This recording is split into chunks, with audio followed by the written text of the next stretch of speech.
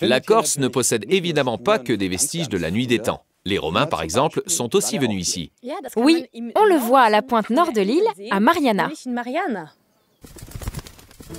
Un musée archéologique va être construit à Mariana. On pourra y admirer ses bijoux, par exemple. Vieux d'environ 2000 ans, ils ont été trouvés dans la tombe d'une femme de la haute société. Une partie des pièces qui y seront présentées ont été mises au jour il y a plusieurs dizaines d'années. Avant de les exposer, il faut faire le point sur leur état et les restaurer si besoin. Une mission confiée à des experts venus spécialement du continent.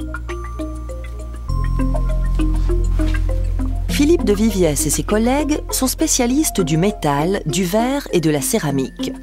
Ils ont 2 semaines pour examiner à la loupe 400 objets. Ils les mesurent, les pèsent et diagnostiquent le traitement nécessaire.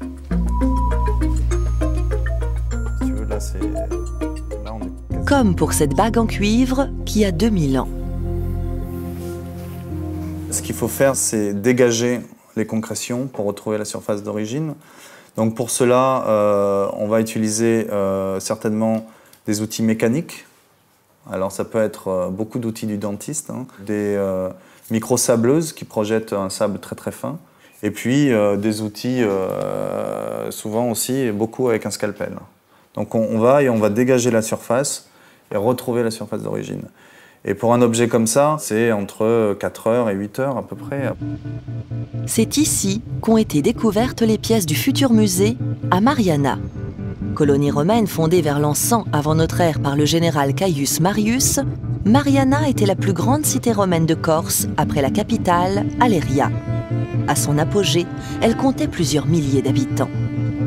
Jusqu'à présent, seule une petite partie de la ville a été fouillée.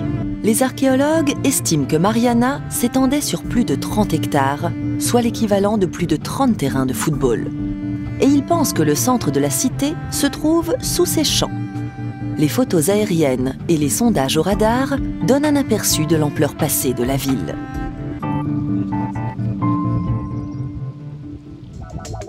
Dans les années à venir, toute la ville doit être fouillée et un parc archéologique va être créé entre la cathédrale et le futur musée.